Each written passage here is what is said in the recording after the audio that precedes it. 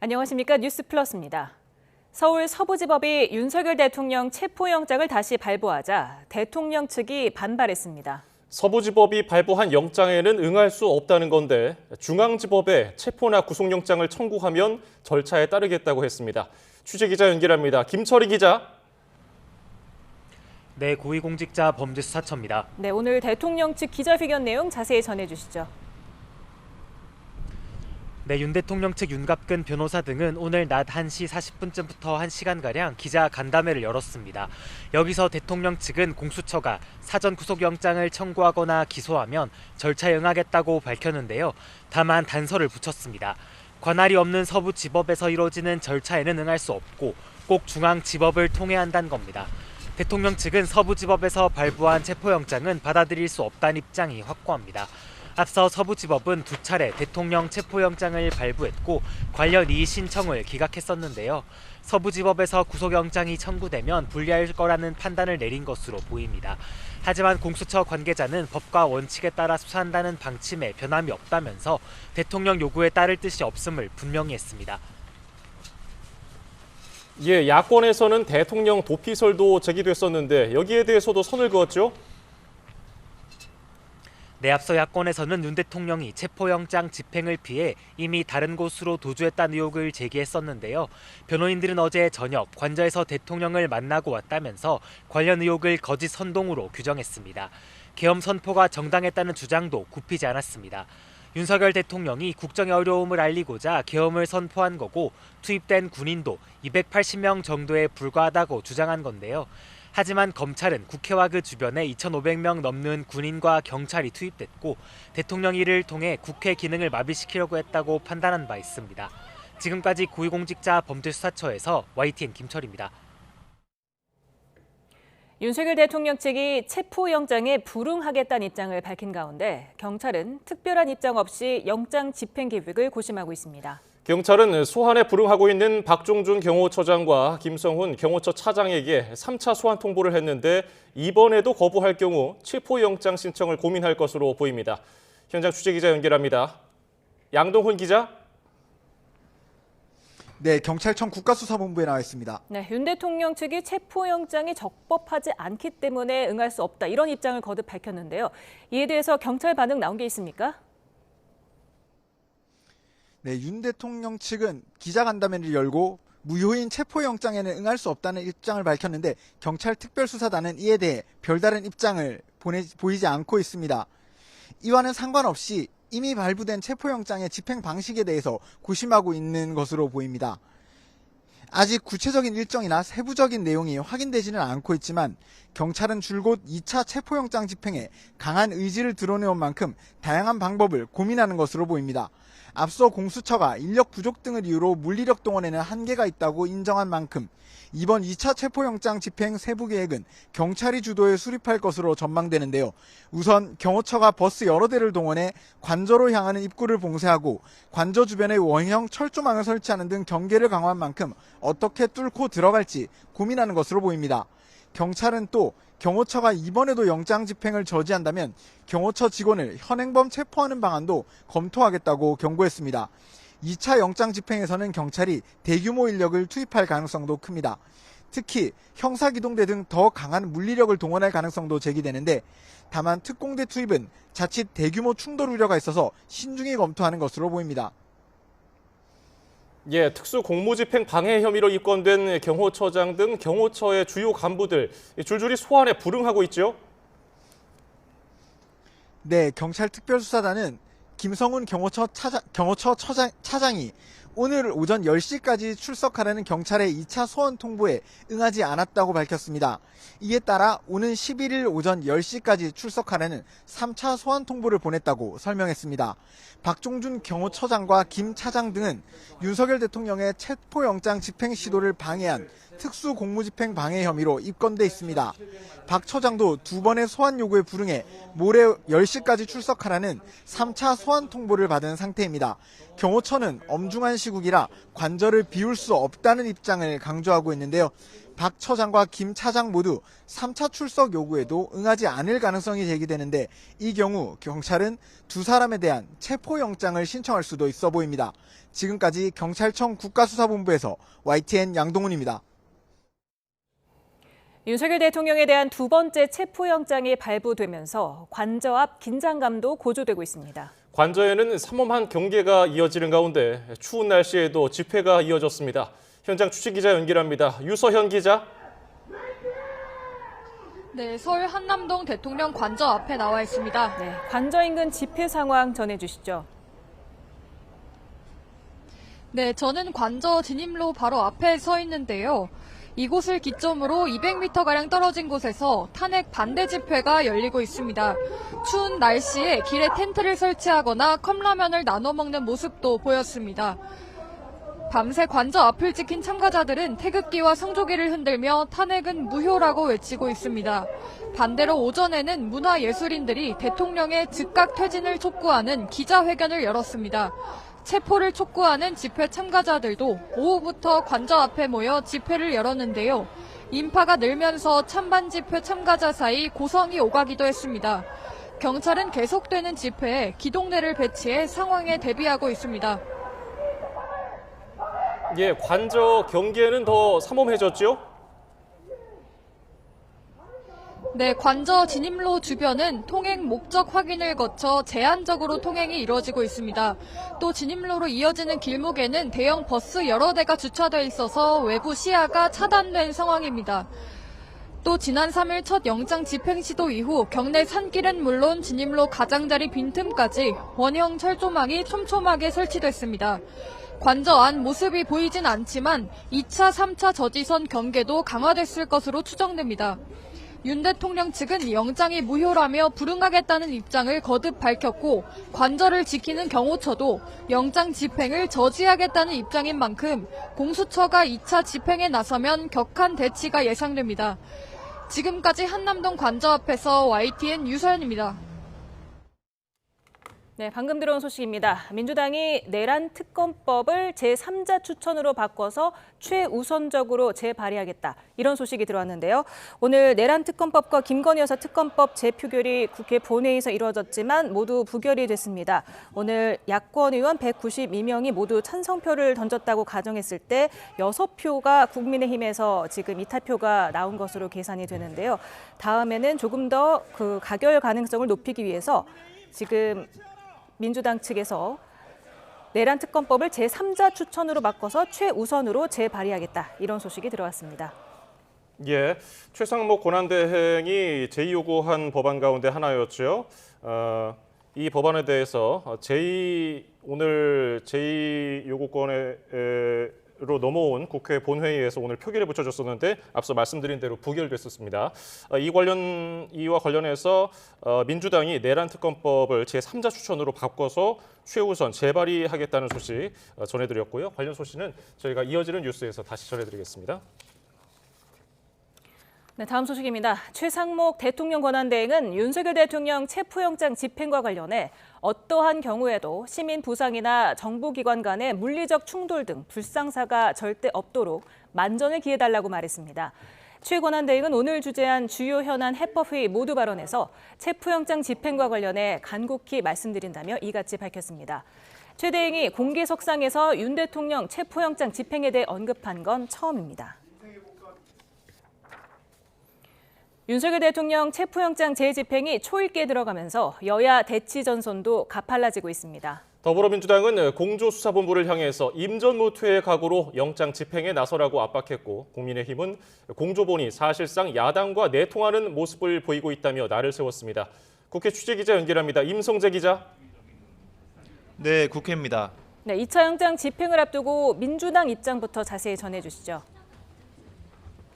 윤 대통령에 대한 조속한 체포영장 집행을 촉구하는 민주당은 이 공수처와 경찰을 향해 임전무퇴의 각오로 나서라고 요구했습니다. 지난 3일 윤 대통령 첫 체포 시도가 무산된 것을 상기시키며 이번엔 같은 모습을 보여선 안 된다고 지적한 겁니다. 박찬대 원내대표는 최고위 회의에서 이 공조수사본부는 가용할 수 있는 인력과 장비를 총동원해 이 관저에서 윤 대통령을 끌어내야 한다고 강조했습니다. 관련 발언 들어보겠습니다. 관저에서 윤석열을 끌어내야 합니다. 무너진 공권력의 권위를 바로 세우고 누구든 죄를 지었으면 처벌받는다는 원칙을 확고하게 세워야 합니다. 대통령 경호처를 향해선 이 법 집행을 방해하는 모든 행위는 처벌받는다며 이 상관의 부당한 지시에 따르지 말고 영장 집행에 협조하라고 경고했습니다. 내란 수괴를 체포하는 것만이 국가 정상화를 이룰 수 있는 길이란 주장인데요. 이 당 관계자들은 YTN과 통화에서 이 현 정국의 유일한 탈출구는 윤 대통령 체포뿐이라며 이 같은 논리에 힘을 실었습니다. 이재명 대표는 국가 법질서 유지가 제1의 책무라고 할 수 있는 이 대통령 권한 대행이 이 법 집행에 자신은 모르겠다고 하면 안 된다며 이 사실상 최상목 대행의 영장 집행 협조를 요구했습니다. 민주당 출신인 우원식 국회의장은 윤 대통령을 향해 더는 나라를 혼란에 빠뜨리지 말고 이 책임 있는 자세로 이 사법 절차에 임하라고 촉구했습니다. 예, 국민의힘 반응은 어떻습니까? 국민의힘은 민주당과 수사기관이 사실상 불법 내통을 한 정황이 드러났다며 민주당과 경찰 국가수사본부를 싸잡아 비판했습니다. 당과 국수본 사이 메신저 역할을 했다는 SNS 글을 올린 이 경찰 출신 민주당 이상식 의원을 문제 삼은 겁니다. 권성동 원내대표는 의원총회에서 민주당이 사실상 국수본 수사를 지휘하고 있다며 이 체포영장 집행을 작당 모의했다면 중대한 헌법 위반이라고 꼬집었습니다. 관련 발언 들어보겠습니다. 민주당이 대놓고 국수본의 수사를 지휘하고 있다는 의미가 아니겠습니까? 이상식 의원은 여의도 황제 이재명의 지시를 경찰에 하다라는 연락책입니까? 신동욱 수석대변인도 논평을 내고 이 국수본의 모습은 민주당 수사본부와 같다며 이 윤 대통령 체포 시도 행태가 사실상 민주당의 지시와 지침으로 이뤄진 것인지 밝히라고 요구했습니다. 당 지도부 차원은 아니지만 영장 집행이 다시 초읽기에 들어가면서 이 대통령 관저 앞으로 향하는 여당 의원들의 움직임도 주목되고 있습니다. 일단 오늘은 윤상현 의원이 다시 관저 앞을 찾은 거로 파악됐는데 이 당내에선 이런 모습을 경계하는 기류도 읽힙니다. 소장파로 꼽히는 김재섭 조직부총장은 이 CBS 라디오 인터뷰에서 이 당이 대통령을 수호한다거나 이 광장으로 뛰어들어가는 인상을 주면 안 된다고 강조했습니다. 이에 윤 대통령을 중심에 두고 이 분열상을 보이는 것 아니냐는 분석도 나오는데 이 당 핵심 관계자는 YTN과 통화에서 이 분화라기보다는 다양한 입장이 존재하는 거로 이해해달라고 설명했습니다. 앞서 관저 앞을 찾았던 한 영남권 초선 의원은 YTN에 이 당에는 반이와 절이, 즉 이재명 대표는 절대 안 된다는 공감대가 있을 뿐이라며 이 당 분열이란 분석엔 선을 그었습니다. 네, 오늘 국회에서 재표결에 붙여진 내란 특검과 김 여사 특검법은 부결이 됐는데 그 결과 정리해 주시죠. 국회는 본회의에서 이 쌍특검법과 이 농업사법, 이 국회법 등 8개 법안을 재표결했습니다. 윤 대통령 탄핵소추 뒤 권한대행 체제에서 제2구권이 행사된 법안들인데요. 이 의원 300명 전원이 참석한 표결 결과 이 내란 특검법은 찬성 198표, 김 여사 특검법은 찬성 196표로 이 찬성 200명이란 재의결 요건에 미치지 못했고 이 나머지 6개 법안도 모두 부결됐습니다. 법야권의 이 192명 전원 찬성을 가정하면 이 내란 특검법엔 최소 6명에 김 여사 특검법엔 최소 4명의 여당 내 찬성표가 나온 것으로 분석됩니다. 일단 본회의 전 의원총회에서 이 부결 당론을 유지하기로 뜻을 모은 국민의힘은 이 결과대로 이 특검법 저지에 성공한 셈이 됐습니다. 다만 여당 내에서도 이 내란 특검 등의 이 독소 조항을 제외한 수정 대안을 검토해야 한다는 목소리가 나오는 만큼 향후 관련 논의를 이어갈 가능성이 점쳐집니다. 민주당의 경우 이 특검법에 반대하는 건 내란 동조와 다름없다는 입장인데 제3자 특검 등 수정안으로 여당과 대화에 나설지도 주목해 볼 만한 대목입니다. 일각에선 여당 내 수정안 의견은 소수에 지나지 않을 뿐이어서 이 양당이 서로 만족할 만한 결과에 이르긴 어려울 거란 부정적 전망도 나오고 있습니다. 지금까지 국회에서 YTN 임성재입니다. 네, 오늘의 전국 상황 두 분과 짚어보겠습니다. 정광재 국민의힘 대변인, 박성민 전 더불어민주당 최고위원 나오셨습니다. 안녕하세요. 안녕하십니까? 안녕하세요. 네, 오늘 내란 특검법 그리고 김건희 여사 특검법 재표결이 본회의에서 이루어졌지만 모두 부결이 됐습니다. 그럼에도 불구하고 지금 내란 특검법이 찬성이 198표로 국민의힘에서 2표만 더 이탈표가 나왔다면 이번에 가결이 됐었던 건데 어떻게 보셨습니까? 저는 사실 예상한 결과라고 생각합니다. 지금 정치적 갈등이 극대화돼 있는 상태에서 우리 당에서 이탈표 내지 소신표가 8표 이상 나와서 2개의 특검이 통과되는 일은 없을 거라고 예상했습니다. 특히 이 2개의 법안에 대해서 권성동 원내대표가 이른바 보수를 괴멸시킬 수 있는 법이다 이렇게 규정을 했고 찬성하려고 하는 의원들은 탈당을 고려해야 한다라는 정도로 강수를 뒀었기 때문에 현재로서 이 법안에 찬성을 하기는 쉽지 않았을 것 같고요. 오히려 생각했던 것보다도 조금 더 찬성하는 표가 많이 나왔던 것 아닌가 이렇게 진단해 봤습니다. 예, 김건희 여사 특검법 같은 경우는 지난 표결에 비해서 오히려 줄어들었어요. 이 점은 어떻게 보셨습니까? 글쎄요, 좀 이해가 잘 되지 않는데, 근데 아마 저는 이 권성동 원내대표가 지금 여러 기사를 통해서 나오고 있는데 찬성을 밝힌 쌍특검법에 대해서 찬성을 밝힌 의원들을 찾아가가지고 당론을 따르지 않을 거면 탈당해라. 대답을 하지 않으니까 내 말이 장난 같냐 이렇게 했다라는 보도가 나오고 있습니다. 그러니까 이런 식으로 원내에서 굉장히 이 찬성을 하려는 의원들을 억압해 왔기 때문에 그리고 굉장히 큰 으름장을 놨기 때문에 사실상 어떤 압박에 견디지 못했던 분들이 있었던 게 아닌가라는 생각이 들고 결과적으로 지금 이런 원내 지도부가 너무 지나치게 이 대통령을 비호하려는 듯한 행동에 대해서 아마 의원들은 내심적으로는 반감이 더 커지고 있지 않을까라는 생각이 들어서 저는 이러다 보면 이번에는 당론으로 부결을 시켰을지언정 다음에 재표결 때는 저는 소신표가 더 많이 나올 수도 있다 이런 생각이 들고 민주당이 만약에 어떤 법안들에서 그동안 국민의힘이 독소 조항으로 지적했던 부분들을 수정해서 재발의를 하게 되면 그때는 오히려 거부하거나 당론으로 부결을 정할 명분이 더 사라지기 때문에 저는 다음 표결 때는 통과시킬 수 있지 않을까. 두 법안 다 그럴 수 있지 않을까라고 생각합니다. 네, 방금 저희가 속보로 전해드린 것처럼 민주당이 내란 특검법을 제3자 추천으로 바꾸어서 최우선으로 발의하겠다. 이렇게 재발의하겠다고 밝혔는데 이렇게 되면은 좀 가결 가능성이 더 높아지는 거 아닙니까? 저는 민주당의 이런 전향적인 방식에 대해서 굉장히 환영합니다. 왜냐하면 결국에는 정치라는 게 서로 각각 주장하는 바가 있지만 그 가운데서 타협점을 찾아야 하는 거잖아요. 우리 당이 이번 그 2 특검 법안에 대해서 반대할 수밖에 없었던 것은 지난번과 마찬가지로 위헌적인 요소, 이른바 위헌성이 제거되지 않았기 때문입니다. 그 위헌성의 핵심은 행정부가 갖고 있는 공무원 임면권을 국회가 행사하려고 한다는 것이었고, 그렇다면 제3자가 추첨하는 것에 대해서 여야가 합의를 한다면 이 정도는 합의안을 찾아볼 수도 있는 거죠. 그런데 민주당에서 지금 얘기하고 있는 제3자 특검법 가운데 예전에도 제3자가 특검하지만 이른바 무늬만 제3자 특검 법안이 추진이 된 적이 있습니다.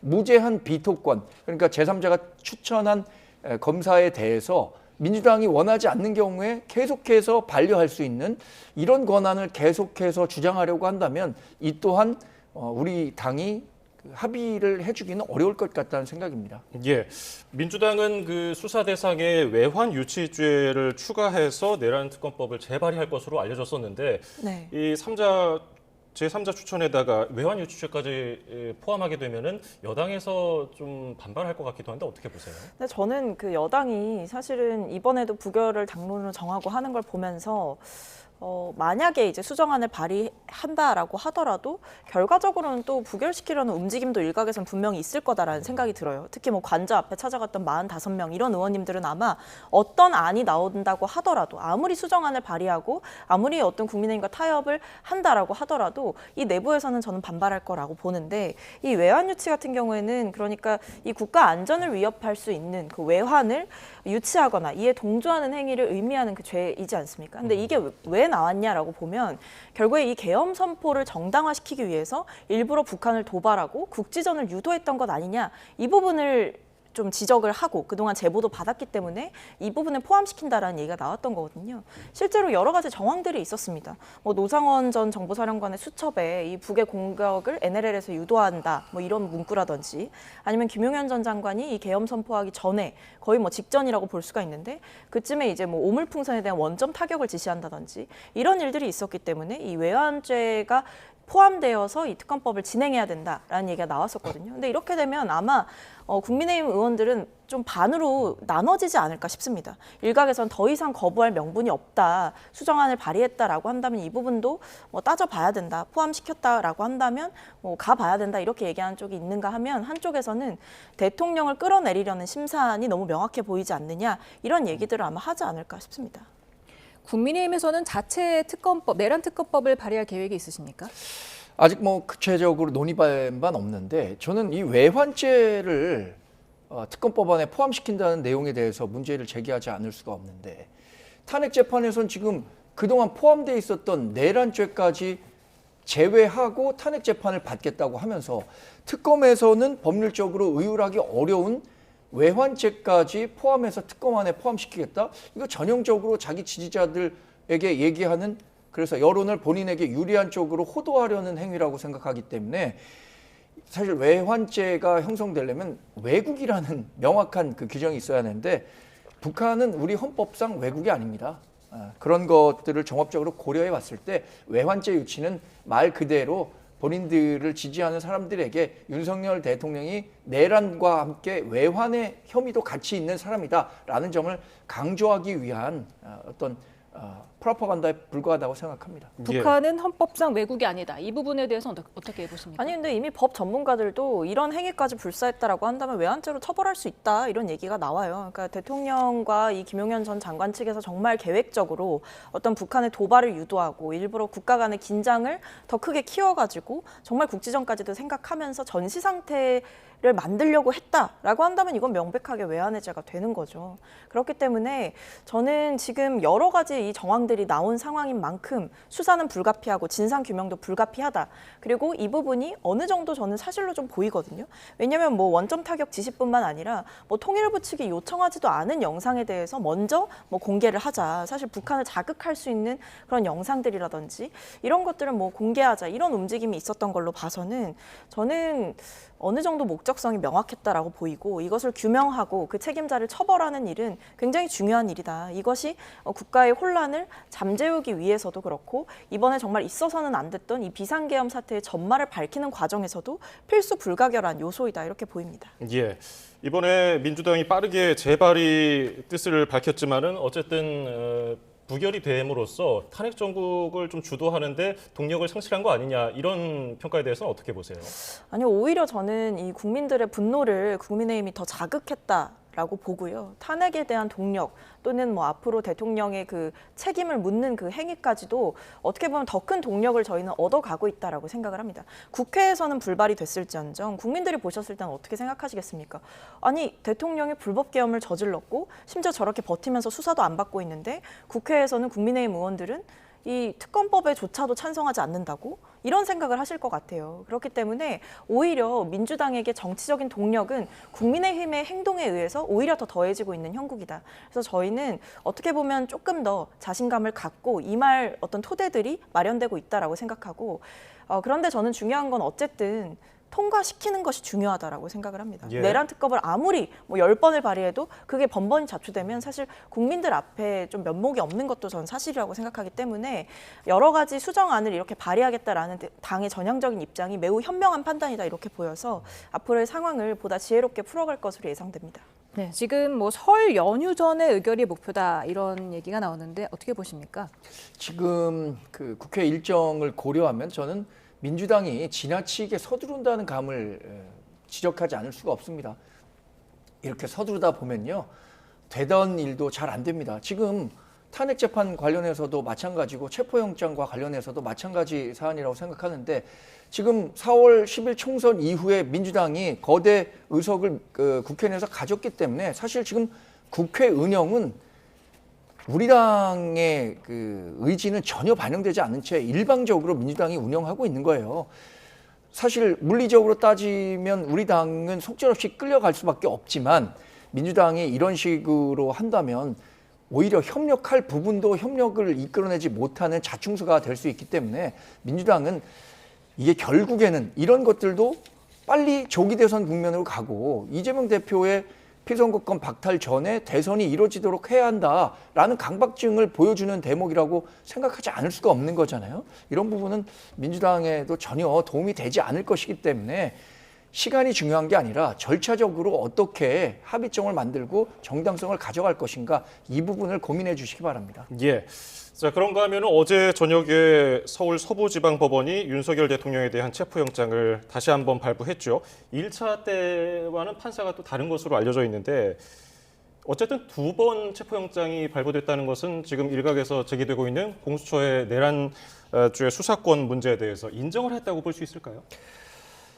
예상된 결과라고 생각합니다. 저는 서부지법의 영장 청구를 재청구했을 때부터 이번 영장이 발부될 것이다라고 예상을 했고 예. 사실 우리 당은 지속적으로 이 문제를 지적하고 있는 거죠. 공수처법에서 얘기하고 있는 것처럼 공수처는 서울중앙지법을 통해서 영장을 받아야 한다.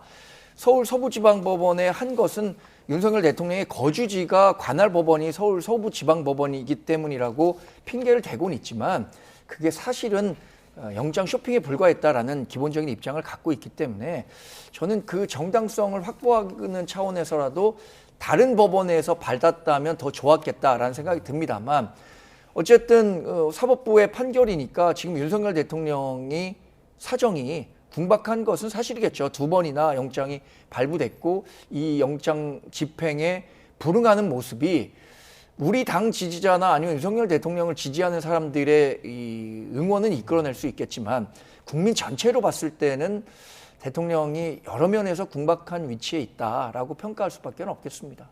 네, 지금 그렇다면 서울중앙지방법원에서 청구를 했다면은 발부가 안 됐다고 보시는 건가요? 그럴 가능성도 배제할 수 없고 지금 대통령이 오늘 대통령 측에서 변호인이 다른 곳에서 적법한 절차를 통해서 구속영장이든 뭐 청구되면 법원 재판 절차에 응하겠다라고 얘기를 했잖아요. 이것은 결과적으로는 내일이든 내일 모레든 있을 제2차 영장 집행 청구 과정에서 발생할 수 있는 물리적 충돌, 유혈 상태라든가 이런 것들에 대한 두려움을 걱정을 대통령실도 충분히 갖고 있다는 뜻으로 봅니다. 이렇게 두 열차가 충돌하려고 하니까 일정 부분 레일을 바꾼 셈인데 이런 상황에서는 공수처도 최악의 상황은 피해야 한다는 공감대를 형성할 필요가 있다고 생각합니다. 결국 우리 당이나 대통령에서 얘기했던 것처럼 제2첩에서 경찰이 적법한 절차로 대통령의 논리를 논박할 수 없을 정도로 막아버리면 그러면 새로운 방법이 모색될 수 있을 거라고 생각하거든요. 네. 지금 윤갑근 변호사가 오늘 기자회견을 열고 공수처가 구속영장을 청구하거나 기소를 하면 따르겠지만 서부지법에서 이루어지는 절차에 응할 수 없고 꼭 중앙지방법원을 통해야만 한다라고 밝혔는데 이건 어떻게 보셨습니까? 구차하다고 생각합니다. 구차하죠. 매우 구차합니다. 지금 대통령이 처음에 국민들 앞에서 뭐라 그랬죠? 법적인 책임 문제 회피하지 않겠다라고 분명히 이야기했습니다. 네, 그러고 나서 그 뒤에 상황들을 보십시오. 대통령이 왜 체포영장까지 청구가 되고 발부가 됐겠습니까? 출석 요구에 정당한 사유 없이 응하지 않았기 때문에 영장이 발부가 된 거거든요. 그리고 뭐 자꾸 서부지법 판사와 민주당 간에 모종의 관계가 있다라고 이야기를 자꾸 하시는데 이거 음모론입니다. 제가 봤을 때 부정선거 음모론 들고 나오시는 분들이나 판사 관련해서 음모론 들고 나오시는 분들이나 비슷한 사고를 가지고 계신 것 같습니다. 그러니까 이게 서부지법에서 영장을 청구하고 발부된 게 위법하지 않다라고 이미 법원에서 얘기를 했고 지난번 체포영장에 대해서 윤석열 대통령 측에서 어떻게 했습니까? 이의 신청을 했죠. 근데 기각됐습니다. 그리고 분명하게 이 법원이 쟁점들을 다 정리를 해줬어요. 이 체포영장에 대해서는 뭐 발부 자체에 대해서 불복을 다툴 수가 없다라고 이야기를 했고 서부지법에서 발부한 부분도 위법하지 않다라고 얘기를 했고 뭐 그 예외 조항을 적시한 부분에 대해서도 법을 해석해 준 것일 뿐 뭐 입법권을 침해했다거나 이렇게 볼 수 없다. 다 이미 정리를 해줬습니다. 애초에 지금 윤석열 대통령과 이 변호인의 세계관은 뭐냐면 법원에서 발부한 체포영장은 불법이다가 깔려 있는 거예요. 그러니까 판사 징계해라 이런 이야기도 했던 거고요. 그럼 저는 한 가지 묻고 싶은 게 만약에 그럼 뭐 중앙지법에 청구해서 발부가 됐다라고 칩시다. 그럼 그때는 협조할 겁니까? 그때는 경호처 직원들 다 물리고 순순히 제 발로 걸어 나와서 임하겠냐? 근데 이것도 저는 아닐 거라고 봅니다. 왜냐하면 대통령은 이미 수사에 응하지 않겠다라는 의지를 보여왔어요. 그 구체적인 예로 이렇게 이야기를 했죠. 탄핵 심판이 우선이다. 라고 이야기를 하지 않았습니까? 그 말은 뭐냐면 진행되고 있는 수사에는 응하지 않을 것이고 헌재의 절차에 따르겠다 이 얘기를 한 거거든요. 그게 더 우선이라는 걸 보여줬기 때문에 저는 이 수사 과정에서 아무리 여러 이야기를 한다라고 하더라도 저런 것들은 다 변명에 불과하다. 그리고 한 가지만 더 지적할 부분은 어느 피의자가 영장을 어디서 발부받아라. 그럼 내가 응하겠다. 이렇게 얘기를 합니까? 피의자가 어떻게 무슨 권리로 저런 이야기들을 하고 있죠? 결과적으로 본인이 자진해서 출석하면 이 모든 일은 일어나지 않았을 일인데 애초에 본인에게 부여된 본인이 지켰어야 될 법과 원칙을 스스로 저버렸기 때문에 지금의 사태까지 온 거다. 이 말씀 드리겠습니다. 예. 중앙지법에서 영장이 발부되어도 역시 마찬가지 태도일 것이다. 이런 주장에 대해서 어떻게 보세요? 아니 해보지 않고 어떻게 합니까? 대통령 측에서 얘기했잖아요. 구속영장이 청구되든 서울 서부지방법원이 아닌 중앙지법에서 적법한 절차에 따라서 영장이 발부되면 재판 절차에 충실히 응하겠다고 했으니까 그 부분 신뢰하고 그렇게 했을 경우에 그랬는데도 대통령이 수사에 응하지 않고 체포영장 집행에 응하지 않는다면 대통령에 대한 반대 여론이 훨씬 더 커지겠죠. 지금 그 법을 집행하는 과정에서 절차적 정당성이라든가 법적 정당성 이런 게 굉장히 중요합니다. 오늘 송영길 소나무당 대표 그 2심 판결인가요? 거기서 법정 구속되긴 했지만 이 증거를 수집하는 과정에서 그것이 적법한 절차에 이루어지지 않았기 때문에 그 부분은 무죄로 판결된 거 보셨을 텐데 대통령을 체포하는 엄중한 사안입니다. 이게 과거에 한 번도 이루어지지 않았기 때문에 어느 때보다 엄격하고 정확한 법 집행이 돼야 된다는 점은 그건 부인할 수 없는 사실이잖아요. 그러니까 대통령도 부인하기 어려운 환경을 만들어 온다면 그게 오히려 더 정당성을 갖고 대통령을 탄핵할 수 있는 좋은 방법이 될 거라고 생각하거든요. 자신이 있다면 서울중앙지법을 통해서 적법한 절차에 따라 영장을 청구해 오면 응하겠다는 게 대통령실의 의견입니다. 그러니까 저는 그 적법한 영장이다 아니다를 왜 피의자인 대통령이 판단하냐라는 질문을 드릴 수밖에 없는 거죠. 그럼 피의자인 윤석열 대통령이 봤을 때 내 입맛에 맞지 않는 수사 방식이라든지 영장 청구라든지 이런 게 있다면 다 불법입니까? 대통령의 입맛에 맞으면 합법이고 입맛에 맞지 않으면 불법입니까? 이런 태도가 법을 무시하는 태도이고 대통령이었음에도 불구하고 여전히 어떤 특권 의식을 가지고 지금 직무가 정지된 상태임에도 불구하고 대통령이 오히려 나서서 법을 지켜야 되는 상황인데 스스로 헌법을 파기하고 있다. 저는 이렇게 보여요. 그래서 지금 이런 대통령 측의 변명 아니면 논리 이런 것들은 사실 하나도 맞지 않는 얘기다. 대통령 입맛에 맞지 않으면 불법이라는 논리가 어떻게 성립이 되겠습니까? 그리고 불법 영장이면 애초에 청구가 안 됐을 거고 발부가 안 됐겠죠. 법원이 발부한 영장을 불법이다 아니다라고 피의자 측에서 논하는 거는 저는 어불성설이라고 봅니다. 그래서 이상적으로는 당연히 사법 절차 내에서 윤석열 대통령이 그 수사에 응하는 게 맞겠죠. 그러나 지금 현실적인 사안을 정치인이 뭡니까? 이상과 현실을 조합해야 되는 거잖아요.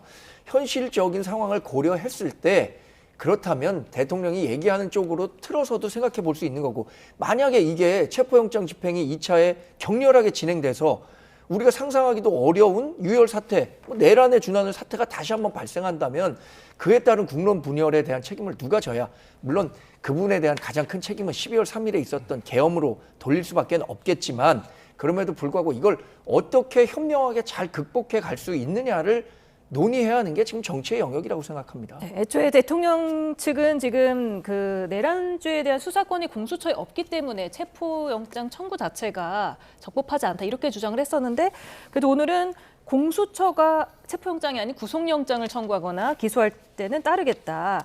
국민들이 강추위에 고생하고 공무원도 갈등이 심할 것을 고려해서 한 발 물러선 선의로 생각을 해달라 이렇게 말을 했거든요.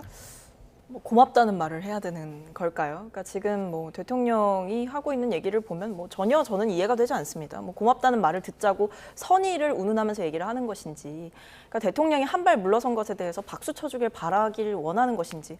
근데 저는 앞서도 말씀드렸지만 대통령이 중앙지법에 청구했다라고 한다면 뭐 거기에는 응했을 것이다 이렇게 하는 것도 저는 변명이라고 봅니다. 왜냐하면 탄핵 심판을 우선으로 두겠다라고 했으면서도 헌재에서 날아오는 서류는 받지 않았던 대통령의 모순적인 행태만 봐도 알 수 있어요. 지금도 이 체포영장 청구가 됐고 발부가 됐는데 이것을 집행하는 과정에서 대통령 측에서 계속 저항을 한다면 이것이 또 비판을 받을 것이 명확하니 일종의 나름대로의 명분 쌓기를 하는 거죠. 체포에 응하지 않는다라는 이유에 대해서 본인 나름의 설명을 하고 있는 겁니다. 그런데 앞서도 말씀드렸듯이 적법하지 않은 영장이면 애초에 발부가 안 됐겠죠. 그리고 공수처의 수사 권한이 없다라고 법원이 판단했다면 영장 발부를 안 해줬겠죠. 그러니까 왜 자꾸 이미 발부가 된 영장에 대해서 불법을 논했으며 지금 이번에 두 번째로 연장이 되니까 여기에 대해서도 또다시 어떤 본인들만의 논리를 쌓아서 설파하고 있는 걸로 보인다. 결과적으로 저는 지지층에게 어떤 논리를 주기 위한 선동에 지나지 않는다라고 생각합니다. 예. 공조본이 어쨌든 영장 집행을 2차 영장을 발부받았으니까 하게 될 텐데 지금 경호처에서는 만반의 준비를 하고 있는 것 같아요. 1차 때 미비했던 점을 보완한 것 같은데 이번에는 어떻게 진입할 수 있을까요? 일단 이 집행의 주도권은 공수처와 경찰이 갖고 있는 건 맞다고 생각합니다. 예. 시간이 지날수록 경호처가 갖고 있는 명분은 좀 뭐 현실적으로 줄어들 수밖에 없고 지금 박 최고님 말씀하신 것처럼 어쨌든 영장이 나왔기 때문에 이 사법체계 내에서 준수돼야 한다는 여론이 높다는 건 사실이잖아요. 그럼에도 불구하고 제가 말씀드린 건 아까 정치적인 해결책을 좀 마련하는 게 좋지 않겠느냐고 생각하고 있는 거고요. 가장 근본적인 해결책은 윤석열 대통령이 직접 본인이 법적, 정치적 문제를 회피하지 않겠다고 했으니까 수사에 응하는 거겠죠. 예. 두 번째는 최장목 권한대행이 경호처가 경호를 해서는 안 된다라고 얘기하면 되겠지만 두 번째 사안은 지금 현실적으로 좀 어렵다고 봅니다. 그렇다면 현실적으로는 대통령이 적극적으로 수사에 응할 수밖에 없는데 이것도 지금 가능성이 굉장히 낮거든요. 그렇다면 대통령이 얘기한 방식, 그 절차적 정당성에 대해서 전혀 논박할 수 없는 경찰이 체포영장을 발부받아서 하면 되는 사안이거든요. 정말 최악의 상황은 막아야 된다는 절박한 마음으로 드리는 말씀입니다. 네, 지금 체포영장 유효 기간은 비공개인데요. 네. 이게 지금 언제 집행이 될 것인가, 그리고 어떻게 하면 그게 가능할 것인가가 궁금하거든요. 뭐 일단은 이번에는 정말 조직의 명운을 걸고 해보겠다 이런 생각이 공수처에서도 있는 것 같고 경찰에서도 지난번과 같은 어떤 실패를 답습하지 않을 것이다라는 생각을 하고 있는 것 같습니다. 그리고 굉장히 그 현장에서 체포를 해봤던 경험이 많은 이런 사람들을 많이 투입할 생각을 가지고 있는 것 같고 어떤 경호처가 이제 인간 벽을 세워갖고 이거를 막았지 않습니까? 그러니까 예. 여러 가지 이제 상황을 다 이미 경험을 해봤기 때문에 어느 정도 이제 학습이 된 거죠. 그래서 저는 이번에 이 경찰에서 뭐 특공대 투입까지도 고민을 하고 있다라고 하는 걸 보면서 이 체포에 대한 의지가 굉장히 명확하고 이 체포가 성사되기 위해서 어떤 수단도 쓸 수 있다 이런 것들을 많이 확인을 했다라고 보거든요. 그래서 지금 아무리 경호처에서 뭐 철조망을 뭐 치고 굉장히 이 관저 자체를 요새화하고 있다라고 하더라도 정말 경찰이 가지고 있는 여러 가지 뭐 경찰 특공대 인력부터 시작해서 특공대의 장갑차 아니면 특수 차량 이런 것들까지도 전방위적으로 동원할 필요가 있다. 체포 영장의 집행을 위해서 압도적인 물리력을 좀 행사해야 될 때가 오지 않았나라고 생각합니다. 예. 그런데 야권에서는 윤석열 대통령 도피설의 의혹을 제기했어요. 이런 내용이 나오는 건 어떻게 생각하십니까? 저는 야권에서 너무 무리하게 주장하는 내용들이 많이 쏟아지고 있다고 생각해요. 추미애 의원도 얼마 전에 경호처에서 실탄 발포를 명령했다. 이런 의혹을 제기했지만 경호처에서 그거 전혀 사실 아니다. 법적으로 대응하겠다라고 얘기했고요.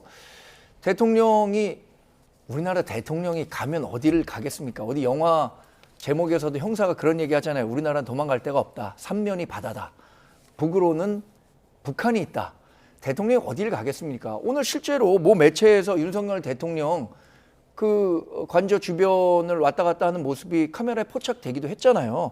그러니까 이렇게 제보라는 그럴듯한 틀을 이용해서 윤석열 대통령 지금 궁지에 몰린 대통령이기 때문에 무조건적으로 이렇게 공격하려는 듯한 모습은 지양해야 한다고 생각하고요. 앞으로 이렇게 그 음모론적인 이제 제보 이런 것들은 정말 민주당이 책임 있는 수권 정당을 꿈꾸는 정당 아니에요? 그러면 이런 것들은 이제 자제해야죠. 지금 국민의힘은 또 민주당과 경찰 국수본 간의 불법 내통 정황을 주장하기도 했습니다. 당과 국수본 간의 메신저 역할을 했다는 이상식 민주당 의원의 SNS를 지목하면서 법적인 조치를 취하겠다고 했어요. 그러니까 저는 지금 이 국민의힘이 뭐 하나 건수를 잡은 것처럼 이렇게 굴고 있는 모습은 적절치 않다라고 봅니다. 뭐 물론 저는 어떤 뭐 저런 SNS 글이 지금 상황에서 적절했느냐라고 보면 뭐 저는 좀 과했다라고 생각을 합니다만, 왜냐면 굳이 이제 좀 불필요한 빌미를 줄 수도 있었다라고 생각이 들어서요. 그런데 내용을 보세요. 그러니까 뭐 어떤 국수본 간의 메신저 역할을 했다라는 게 국수본의 수사 지휘를 했다라던가, 아니면 뭐 죄가 없는 사람을 잡아가라고 민주당에서 지시를 해서 국수본이 움직였다던가, 이런 상황이 아니라 시점 자체는 이 1차 체포영장의 기한이 만기가 되어가는 상황에서 어떤 영장 집행과 관련해서 상황을 좀 파악하려고 했던 걸로 보입니다. 이런 상황 속에서 이 국수본에 연락을 하거나 또 찾아가거나 아니면 만나려는 시도를 하는 것 자체는 사실 이상한 일은 아니거든요. 현안에 대해서 분명히 물을 수가 있고 소통도 할 수가 있는 거죠. 근데 지금 보면 마치 내통했다라고 하는데, 이 내통이라는 단어가 쓰이려고 한다면요, 이런 거여야 되는 겁니다. 국수본에서는 윤석열 대통령을 체포해서는 안 된다라는 입장이 있고, 민주당에서는 체포를 해야 된다라는 입장이 있는 상태에서 어떤 경찰 출신의 의원이 접근을 해서 체포를 하는 쪽으로 가자라고 이야기를 했다면 그게 내통이라는 말이 성립할 수가 있고, 어떤 민주당의 하달을 받았다라는 이야기가 성립할 수도 있겠으나 그런 상황이 아니잖아요. 국수본에서도 이 체포영장 집행에 대한 의지가 굉장히 강하고 민주당도 강한 상황인데 기한은 끝나가는데 경호처가 저렇게 버티니 어떻게 할 생각이냐, 이런 여러 가지 현장과 관련한 소통을 하는 과정이었던 것이다. 그래서 저거는 소통으로 봐야 되는 거지 내통이라는 말은 과하다라고 생각합니다. 예, 이 의원이 어쨌든 논란이 됐던 메신저 역할이라는 글귀는 SNS에 지웠어요. 그리고 네. 나서는 경찰 출신으로 통상적인 소통을 한 거라고 얘기했는데 어떻게 보셨습니까? 이게 역지사지로 한번 살펴봤으면 좋겠습니다. 최근에 이철규 의원이 경찰 찾아서 훗날도 생각해야 될 거 아니냐, 이 얘기 한번 했다가 얼마나 많은 질타를 받았습니까? 이 발언 한마디로도 질타를 받는데, 본인이 경찰 출신이고 국회 행안위 소속입니다. 그런데 국가수사본부 간에 메신저 역할을 했다. 아니, 국가수사본부는 독립적인 수사권을 갖고 있는 곳이에요. 민주당이 뭐라고 얘기할 만한 대상이 아닙니다. 그런데 이런 얘기를 했다면 그러면 메신저로서 무슨 역할을 했는지, 어떤 내용들이 오고 갔는지 우리가 알아야 될 거 아닙니까? 그 부분에 대해서 문제 제기하고 한 것은 당연한 절차라고 보고요. 이상식 의원이 매우 부적절한 일을 한 거죠. 이 현 시점에서 국가수사본부의 민주당의 주요 정치인이 사실 어떤 메신저 역할을 했는지 우리가 모르는 거잖아요. 그러니까 어떤 얘기를 했는지 이거 조사해 봐야 되는 대목입니다. 근데 저는 이 이철규 의원 것과 이 비교해볼 문제, 그러니까 동일선상에 놓고 볼 수가 없다라고 생각해요. 왜냐하면 이철규 의원이 훗날을 생각해라라고 하면서 경호처 직원들을 두둔했다라는 거 아닙니까? 그러면서 경찰의 이야기를 한 의도는 명확하잖아요. 체포영장이 집행되는 과정을 사실상 막으라는 이야기를 한 거지 않습니까? 그러니까 이거는 일단 적법하게 발부된 영장을 집행하는 과정에 제동을 걸어라라고 사실상 이야기를 하는 걸로 보이기 때문에 법을 준수해야 되는 헌법기관인 국회의원이 나서서 불법을 종용하는 것 자체도 문제가 될 수 있고, 앞서도 말씀드렸듯이 민주당과 국수본의 지향하는 방향은 비슷한 상황 아닙니까? 체포해야 된다.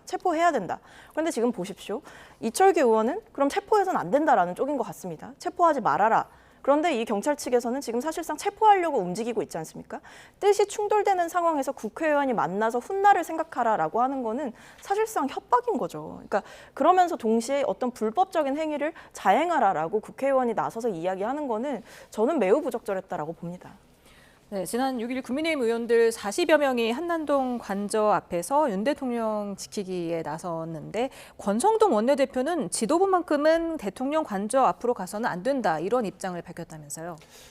권성동 원내대표가 전략적인 판단을 잘 하신 것 같아요. 왜냐하면 정말로 우리 당이 대통령 딜레마에 빠져 있다라는 표현이 틀리지 않을 정도로 대통령과 어느 정도의 거리 두기를 해야 되는가를 두고 당이 좀 나뉘어져 있는 것 같습니다. 40여 명의 현역 국회의원이 한남동 관저에 가서 체포영장 집행을 막기 위해 모였다는 사실에 대해서 저는 사실 좀 놀랐습니다. 이렇게 많은 의원들이 갔다고?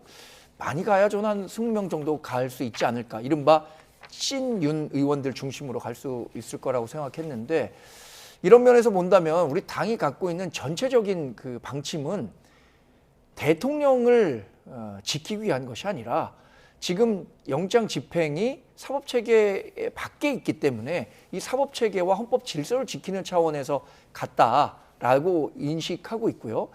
이게 정말로 대통령 개인을 지키기 위한 것으로 국민들께 인식되는 것은 굉장히 부담이기 때문에 권성동 원내대표가 이런 얘기를 하는 거고, 아직도 뭐 절반 이상 되는 의원들은 참여하지 않고 있는 거잖아요. 대통령과 앞으로 어떤 식으로 관계 설정할지를 두고는 당내에서도 다양한 의견들이 있기 때문에 조금씩 어떤 하나의 지향점을 찾아가야 되는 시점이라고 생각합니다. 예, 어제 법사위에서 나온 얘기 좀 해볼까요? 정청래 법사위원장이 윤 대통령이 형사재판에서 사형을 받게 될 거다, 사형을 당할 거다 이런 발언을 해서 잠시 파행이 되기도 했는데 이 점은 이 논란을 어떻게 보고 계십니까? 그러니까 뭐 좀 과했다라고 보시는 분들도 있을 것 같은데 저는 뭐 심정은 충분히 이해가 됩니다. 그리고 뭐 사실에 그렇게 틀린 말도 아니에요. 왜냐하면 내란죄라고 하는 것 자체가 굉장히 중대한 범죄이기 때문에 3개밖에 없습니다. 사형, 무기징역, 무기금고 이 셋 중에 하나거든요. 대통령이 저지른 범죄가 그만큼 대통령이 지금 받고 있는 범죄 혐의가 굉장히 중하다라는 말씀을 먼저 드려야 되겠고, 어제 그 법사위에서 어쨌든 요즘 이제 민주당과 국민의힘 사이에 오가는 그 공방이 탄핵 사유에서 형법상 내란죄를 뺀 부분에 대해서 얘기를 하지 않습니까? 예. 근데 이게 일단 사실관계가 다르다라는 이야기를 하던 중에 얘기가 나왔던 것 같습니다. 그러니까 헌법재판소에서는 헌법 위반과 관련된 사안을 다투겠다라는 것이고 내란 행위에 대한 사실관계는 그대로 뒀다라는 설명인 거거든요. 근데 여기에 대해서 자꾸 국민의힘 의원들이 사실관계를 호도하는 듯한 발언들을 하십니다. 내란죄를 형법적으로 판단한다라는 그것을 뺀 것을 가지고 마치 내란이 없었다, 내란죄가 없었다라고 얘기하는 것처럼 말씀을 하고 계시기 때문에 그 공방 중에서 나온 이야기라 저는 어느 정도 감안해서 봐야 되지 않을까 싶습니다. 네, 지금 윤 대통령 탄핵 사유 중에 헌법상 내란죄를 처리한 것과 관련해서 계속해서 공방이 이어지고 있습니다. 앞서서 헌재가 내란죄 철회를 권유한 것처럼 추측하듯이 발언한 국회 측도 지금 해당 발언이 실언이었다 이렇게 해명을 하고 있는데 네. 이 부분은 어떻게 보셨어요? 지금 내란죄를 빼냐 마냐 이게 논란이 되고 있는 가장 기본적인 이유는 이재명 대표의 조기 대선 출마 여부와 관련이 있는 겁니다. 결국엔 내란죄에 대해서 헌법재판소에서 이거를 통해서 탄핵이 가능하냐를 따지다 보면 시간이 오래 걸릴 게 분명하기 때문에 이거 빼갖고 다른 걸로만 하자 이건데, 탄핵 소추안이 의결됐을 때의 가장 기본적인 이유, 그러니까 우리 당 의원들 12명이 찬성했잖아요. 12명이 찬성한 가장 큰 이유는 탄핵 소추문에 있었던 내란 혐의와 관련한 내용이에요. 이걸 빼고 다시 이 탄핵 소추만 진행하자라고 하는 것에 대해서 우리 당 의원들이 동의하기 어렵죠. 이게 물리적으로 뭐 지금 헌법재판소가 재판부의 재량에 의한 해석이 가능하다라고 했기 때문에 다시 국회에서 의결이 가능할 거라고는 저도 생각하지는 않습니다만 이 정도 문제 제기 당연히 해야죠. 우리가 사기 탄핵이라고 해도 이건 민주당이 할 말이 없는 겁니다. 왜냐하면 지금 분명히 찐빵 팔겠다고 해놓고 찐빵 안 판 거거든요. 이 내용과 관련해서는 민주당이 정말로 이런 부분에 대해서는 사과를 먼저 하는 게 우선이다 이렇게 생각하고 있습니다. 예, 이 주장에 대해서 어떻게 생각하시는지 짧게 듣고 넘어갈까요? 일단 내란죄를 뺀 게 아니고요. 그러니까 내란죄가 성립하는지 여부를 헌법재판소에서 다투지 않겠다라는 얘기를 하는 겁니다. 그러니까 예. 형법상으로 봤을 때 이 부분은 형사재판에서 다투는 것이 맞다라고 정리를 한 것이고 쟁점 정리를 한 겁니다. 내란 행위가 있었다라는 사실은 그대로 다 있어요. 내란 행위를 저지른 그 내용들은 다 그대로 있고 그것에 적용되는 부분, 그것을 무엇으로 판단할 것이냐 이 부분을 헌법에 집중해서 보겠다라고 판단 기준을 정리한 것이지 내란죄가 없었다라고 얘기하는 게 아닙니다. 예, 알겠습니다. 오늘 말씀 여기서 줄이죠. 정광재 국민의힘 대변인, 박성민 전 민주당 최고위원이었습니다. 두 분 감사합니다. 감사합니다.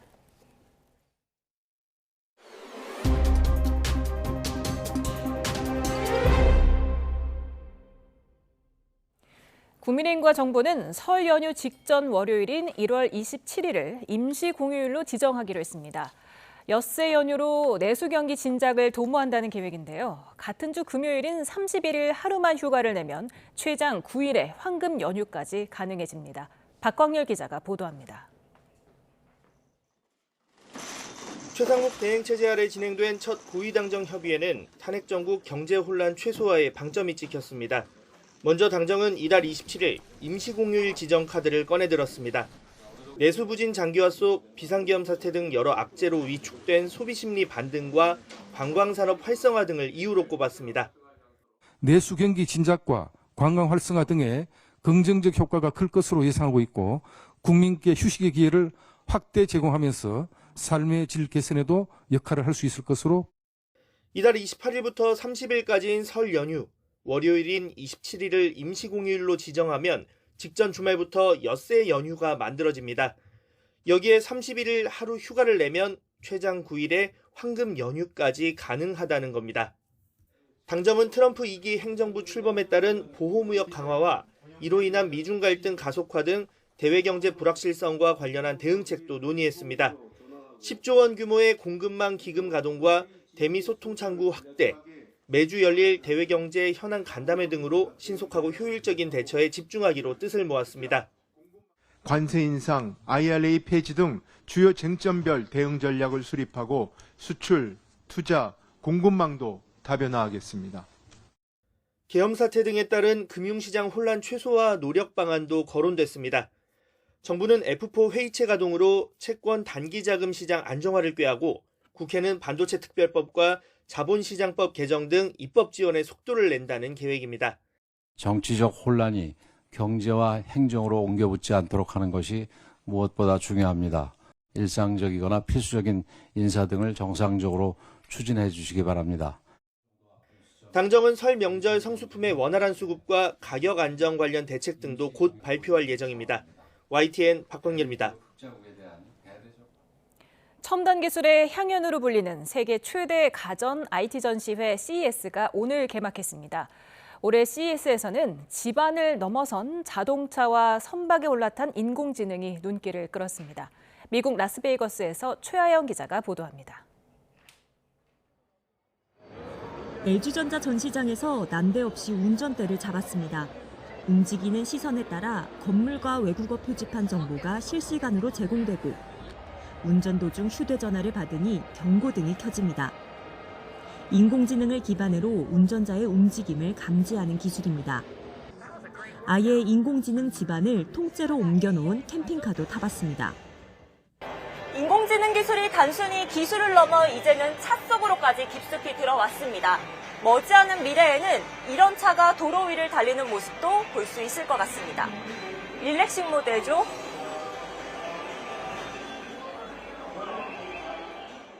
삼성전자는 TV와 가전 신제품 대신 자동차와 배를 갖다 놨습니다. 인공지능으로 집안을 원격 제어하는 기술이 선박까지 확장됐습니다. I'm most excited about the new ways AI is being put into the physical world this year. 자동차의 정통 가호, 현대모비스는 휴먼테크, 인간 친화적인 기술을 담았습니다. 운전자가 눈부시지 않게 시선에 따라 내부 조명을 낮춰주고 내비게이션을 보기 위해 고개를 돌릴 일이 없도록 차 앞유리에 특수 광학 필름을 장착했습니다. 운전을 할 때 정보를 습득하기에도 훨씬 더 유리하고요. 그렇기 때문에 또 운전 안정성이 또 높아질 수 있습니다. 일본 토요타는 스마트 도시 우분시티 1단계 건설을 완료했고 올가을 100명이 입주한다고 발표했습니다. 자율주행차는 기본이고 드론이 늦은 밤 안전을 지켜주며 교통체증 없이 에어택시가 오가는 도시입니다. 업종과 영역을 뛰어넘어 더 나은 이동을 위한 혁신이 올해의 CES를 밝히고 있습니다. 미국 라스베이거스에서 YTN 최하영입니다. 경찰청 국가수사본부는 어제 오후 5시 기준 제주항공 여객기 참사 희생자와 유가족을 비방하는 내용이 담긴 악성 게시물 159건에 대해서 수사하고 있다고 밝혔습니다.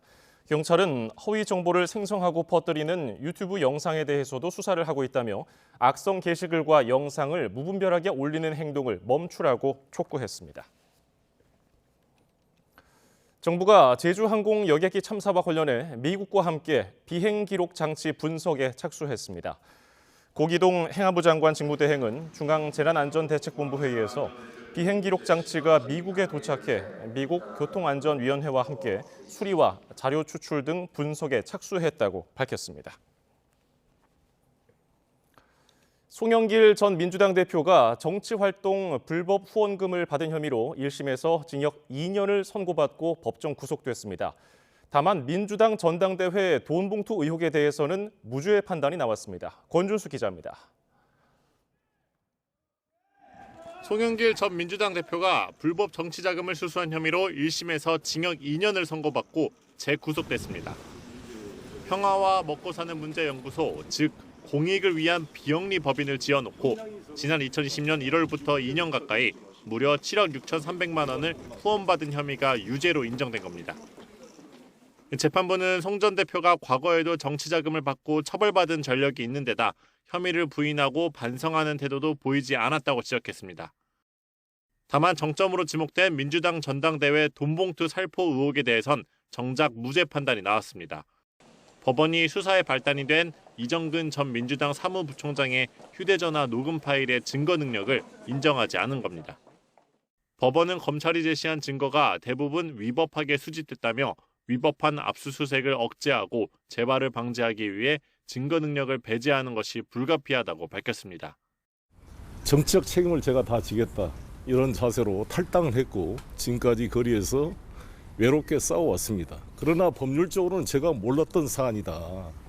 관여한 사실이 없다. 이것을 일관되게 주장해왔고 검찰은 판결문을 검토한 뒤 항소 여부를 결정한다는 입장인데 이번 1심 결과가 아직 소환 조사조차 하지 못한 돈봉투 수수 의혹 의원들에 대한 수사에는 어떤 영향을 줄지 주목됩니다. YTN 권준수입니다. 전북 지역을 중심으로 많은 눈이 내리고 있습니다. 앞으로 더 내린다고 하는데요. 충남 서해안에도 폭설과 한파가 닥쳤습니다. 윤지아 기자입니다. 꽁꽁 얼어붙은 도로 위를 조심스레 걷는 사람들. 밤새 내린 눈에 차도도 빙판길로 변했습니다. 행여나 사고라도 날까 앞차와의 거리를 넉넉히 두는 모습. 날씨가 너무 춥고 지금 눈도 많이 내려가지고 지금 대중교통 이런 것도 너무 느리고 되게 혼잡하고 그래서 지금 좀 많이 힘든 것 같아요. 전북 전역에 내려진 대설주의보. 시간당 3에서 5cm의 강하고 많은 눈이 내리자 기상청은 시설물 등이 무너지지 않도록 주의를 기울여야 한다고 당부했습니다. 밤사이 내린 눈으로 온 세상이 하얗게 변했는데요. 금요일까지 전북에는 최대 30cm의 눈이 더 쌓일 예정입니다. 큰 인명피해는 없었지만 곳곳에서 사고가 잇따랐습니다. 정읍에 사는 60대 남성 1명이 대피했는데 습설 탓에 거주하던 비닐하우스가 무너질 우려가 있어 지인의 집으로 대피한 것으로 알려졌습니다. 전주와 고창, 장수에서는 눈길 미끄럼 사고도 이어졌습니다. 충남 서해안에도 많은 눈이 내렸습니다. 이곳에도 금요일까지 최고 20cm의 눈이 쌓일 것으로 기상청은 내다봤습니다. 처음에 올해는 이렇게 언제가 또 잘못은 잤지만 굉장히 곤란해서 우리 집 앞에 진도 옆이도 지어주는 거예요. 폭설과 함께 반갑지 않은 손님, 한파도 찾아왔습니다. 최저기온이 영하 10도 안팎까지 떨어질 전망인데 바람도 강하게 불어 체감온도는 더 낮을 것으로 보여 동상과 동파에 유의해야 합니다. YTN 윤지아입니다. 찬바람이 강하게 불면서 기온이 빠르게 떨어지고 있습니다. 퇴근길에는 아침보다 날이 더 추워지겠고 내일 아침에는 서울 기온이 영하 12도, 체감 온도는 무려 영하 20도 가까이 떨어지면서 이번 겨울 들어 가장 추운 날씨가 찾아오겠습니다. 내일 낮에도 체감 온도가 영하 10도 안팎에 머물며 무척 춥겠습니다. 종일 보온에 신경 써주시기 바랍니다. 한파 속에 경기 남부와 충청 이남 곳곳에 눈이 내리고 있는데요. 경기 남부는 내일 아침까지, 충청과 영남 내륙은 오후까지, 호남과 제주도는 모레까지 이어지면서 제주 산간, 호남과 울릉도 독도에 30cm 이상, 충남에도 20cm 안팎의 눈폭탄이 떨어질 전망입니다. 날씨 정보였습니다.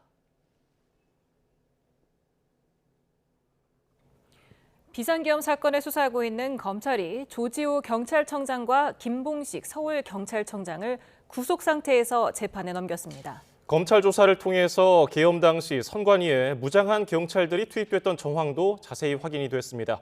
관련 내용 취재기자 연결해 알아봅니다. 이경국 기자, 검찰의 수사 내용 자세히 전해주시죠.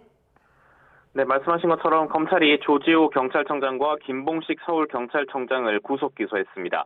두 사람에게는 내란 중요 임무 종사 그리고 직권남용 권리행사 방해 혐의가 적용됐습니다. 우선 검찰은 두 사람이 계엄 당일 저녁 서울 삼청동 안가에서 윤석열 대통령을 만나 비상계엄을 선포할 테니 경찰이 국회 통제를 잘해달라는 지시를 받았다고 밝혔습니다.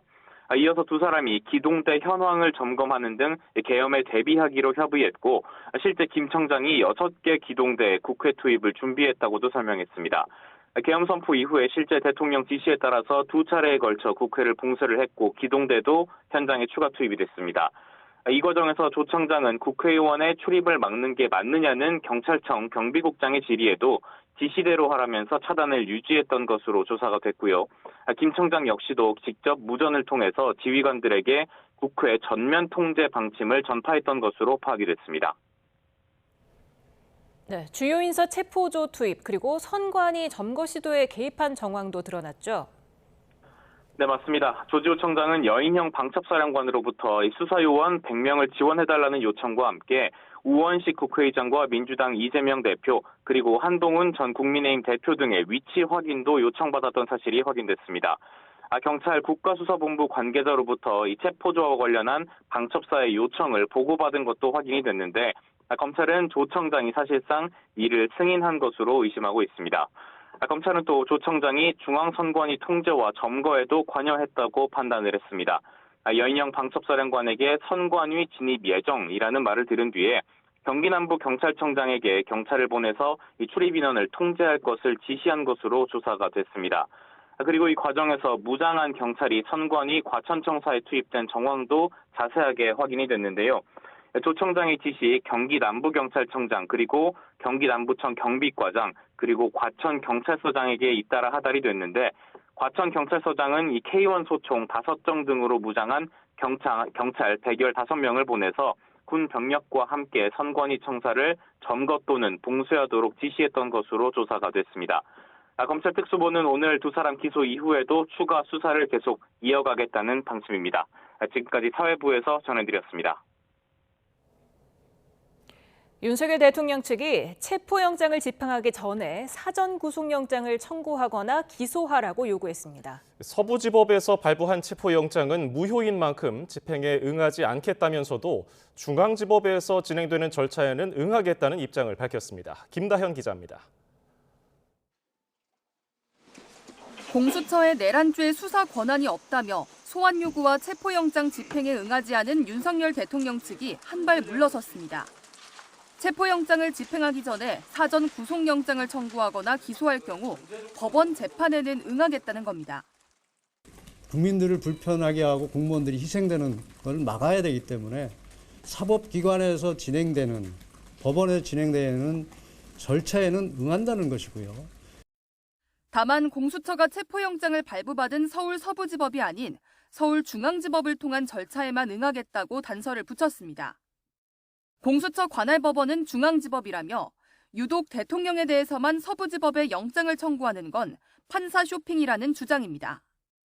사전 구속영장이 청구될 경우 윤 대통령이 영장실질심사에 직접 출석하는 것에 대해선 경호 문제 등을 법원과 협의한 뒤에 결정할 문제라고 설명했습니다.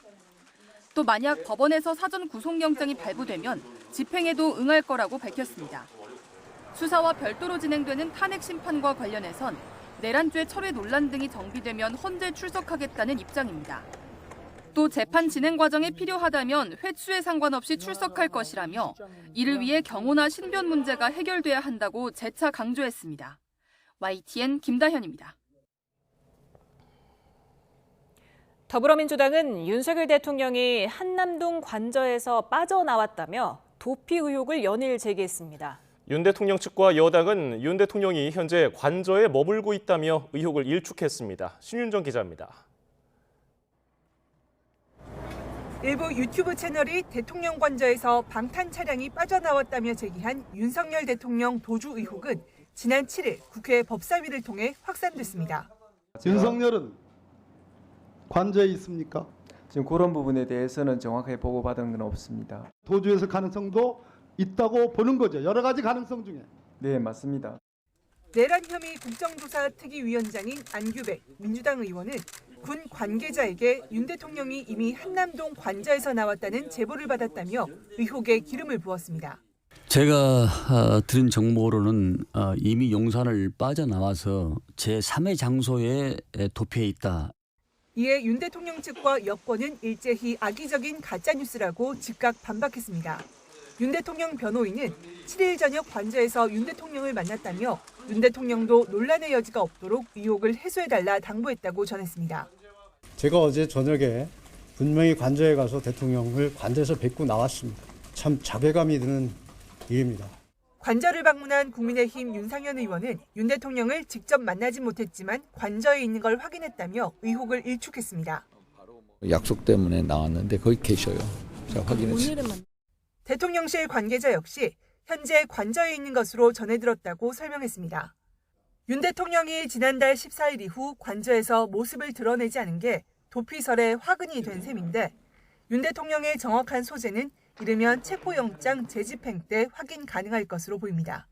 YTN 신윤정입니다. 공수처와 경찰은 윤석열 대통령에 대한 두 번째 체포영장 집행을 위한 준비에 만전을 기하고 있습니다.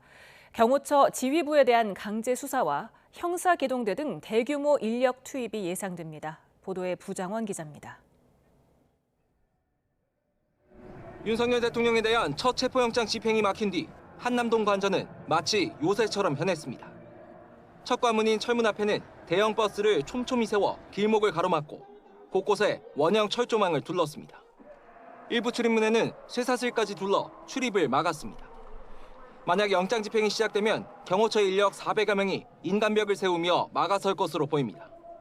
오동훈 고위공직자 범죄수사처장이 2차 영장 집행이 마지막이라는 각오로 준비하겠다고 밝힌 가운데 공수처와 경찰은 전략 수립에 나섰습니다. 경호처 지휘부에 대한 강제 수사로 사전에 지휘체계를 흔드는 것도 그중 하나로 보입니다. 이에 따라 출석 요구에 불응해온 박종준 경호처장 등에 대한 체포영장 신청 여부에 관심이 쏠립니다.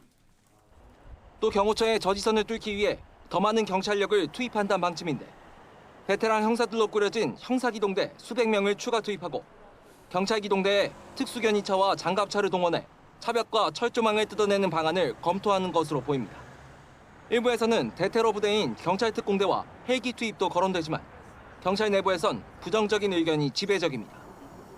임무 범위에 맞지 않는 데다 특공대 투입은 사실상 전면전을 벌이겠다는 의미라 충돌로 인한 피해를 키울 수 있기 때문입니다. 집행 의지를 다지는 공수처와 경찰이 이번에는 경호벽을 뚫을 수 있을지 주목됩니다. YTN 부장원입니다. 윤석열 대통령에 대한 체포영장 집행 가능성이 높아 보이는 가운데 경찰은 박종준 경호처장 등 입건된 경호처 고위 간부들에게 잇따라 출석을 요구하고 있습니다.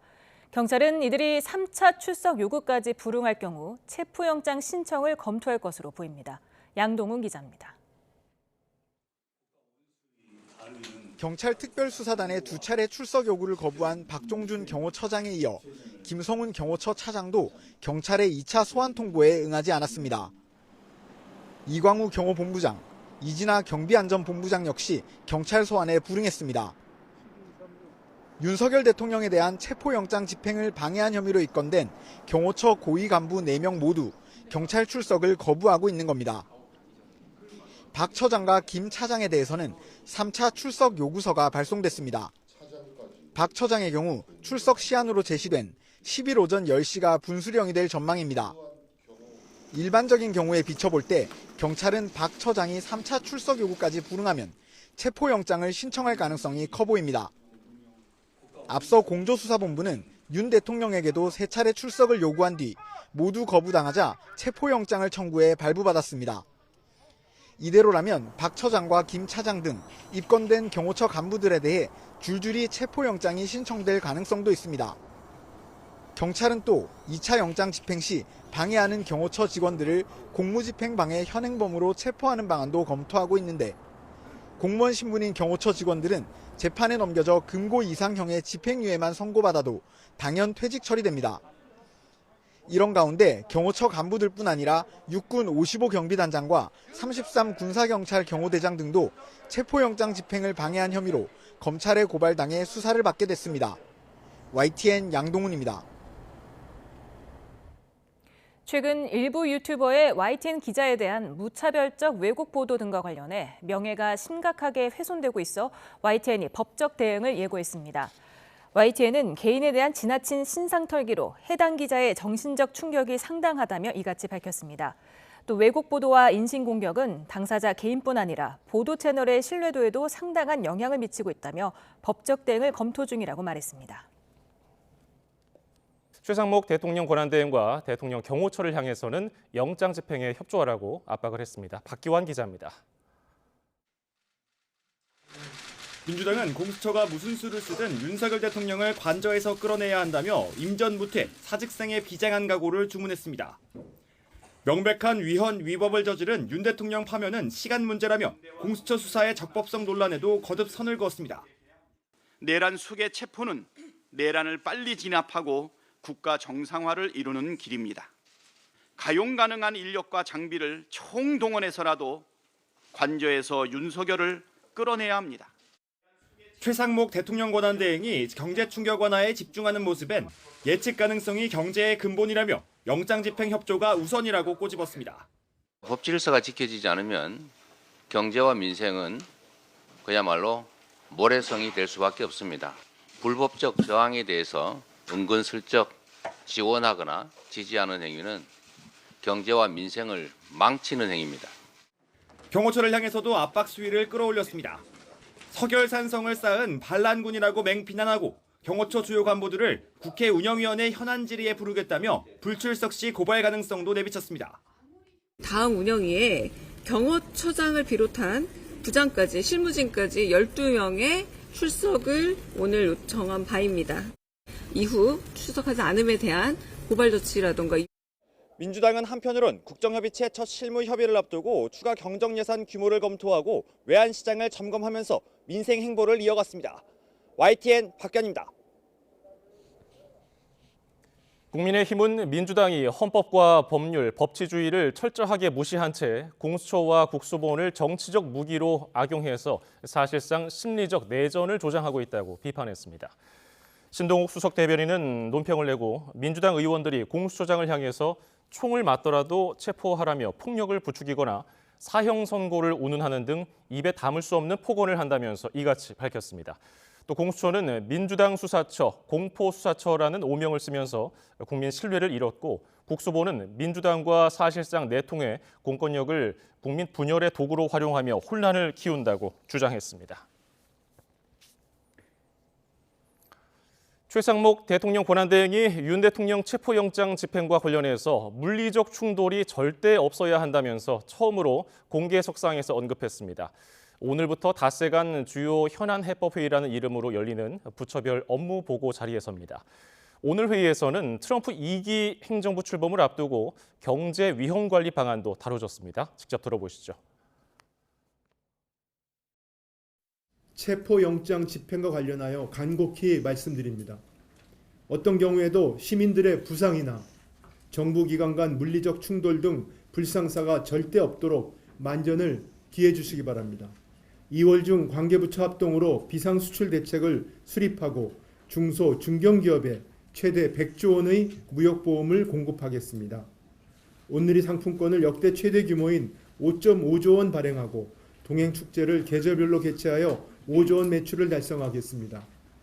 소상공인에게는 전환보증 3.2조 원을 확대 공급하는 한편 회생 파산 패스트트랙을 마련하고 전국 30개 소상공인 채무조정센터를 설치하겠습니다.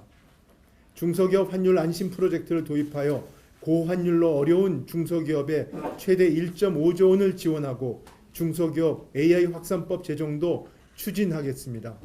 실물 경기 회복을 위한 역대 최대 수준의 정책금융 248조 원을 상반기 최대 60%까지 신속하게 집행하겠습니다. 기업 밸류업 추진을 가속하기 위해 상장 유지 조건 완화, 상장 폐지 절차 효율화를 포함한 상장 폐지 제도 개선 방안을 2월까지 조속히 마련하겠습니다. 윤석열 대통령 측 윤가끔 변호사는 윤 대통령이 헌재에 출석한다는 의사에는 변함이 없다고 말했습니다. 다만 내란죄 철회나 기일 지정 등 문제가 혼란스럽게 제기되고 있다며 이런 부분들이 어느 정도 정비됐을 때 갈 수 있다고 덧붙였습니다. 또 재판 진행 과정에 필요하다면 횟수에 상관없이 출석할 거라며 이를 위해 경호나 신변 문제가 해결돼야 한다고도 강조했습니다. 헌법재판소가 윤석열 대통령 탄핵 심판을 지연하기 위한 여권의 압박에 다른 사건 기일을 서둘러 지정했다는 야권 일각의 주장을 강하게 반박했습니다. 헌재는 국민의힘 원내대표가 헌재를 방문하자 헌재가 다른 탄핵 심판 절차를 개시했다는 주장은 사실과 전혀 다르다며 국무총리와 감사원장 등의 변론 준비 기일은 이미 기일 통지가 돼 있었다고 일축했습니다.